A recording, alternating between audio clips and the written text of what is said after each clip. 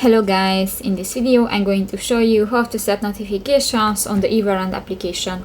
But first of all, I just want to mention, please don't forget to subscribe to our channel, because at 100,000 subscribers we are going to show you our YouTube revenue statistics and growth strategy, how to make money online. So let's jump into it. First of all, open the application on your device.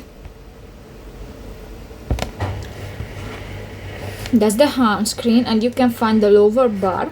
You click to the last button, the account, and here go to the notification settings under the download button. Click that, and if you want to receive notification about the application, just enable the notification. If you want to disable, click the next circle icon and is disabled, and if you want to enable, click that again, and that's it.